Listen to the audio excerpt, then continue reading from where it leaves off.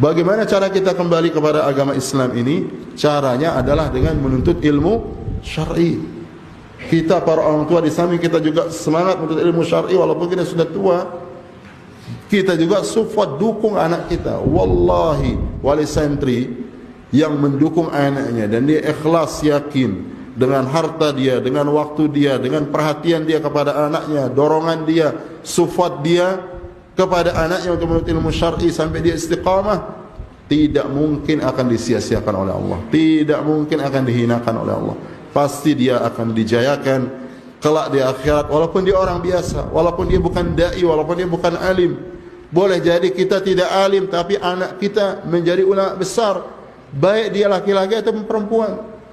Banyak di zaman salaf dulu, tabi'in dan sebelumnya, para wanita yang mereka adalah para ulama.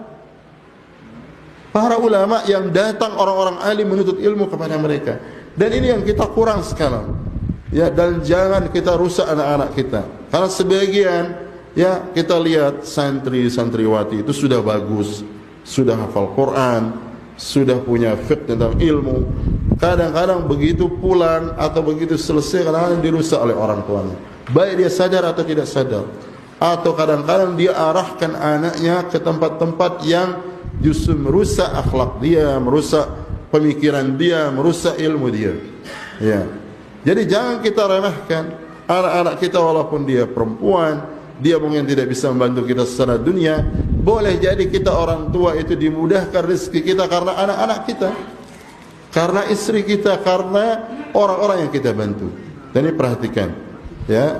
Jadi kita ingatkan bahwa kita di pondok ini, maksud utama kita bangun pondok ini untuk tegaknya ilmu syar'i, untuk kita menghasilkan orang-orang yang beriman, muslim-muslimah yang bertakwa kepada Allah Subhanahu wa taala, baik dia jadi dai atau tidak jadi dai, tapi mereka mengamalkan ilmu yang mereka dapatkan. Dan itu semoga dia diberkahi oleh Allah Subhanahu wa taala, dan itu semua akan menjadi pahala kebaikan bagi kita para wali santri.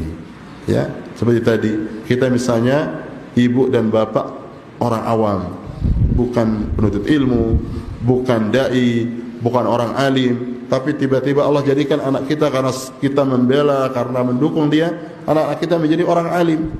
Ya, terus dia punya nanti murid ya jutaan. Ya, banyak orang sekarang orang-orang berilmu dai ya yang menikmati dakwahnya itu jutaan orang. Ya, kita orang tua yang tidak pernah berdakwah otomatis dapat pahala anak kita yang bisa mendakwahkan jutaan orang itu. Sama pahalanya kita, di samping pahala kita yang kita lakukan, kita dapat pahala dari anak-anak kita secara otomatis.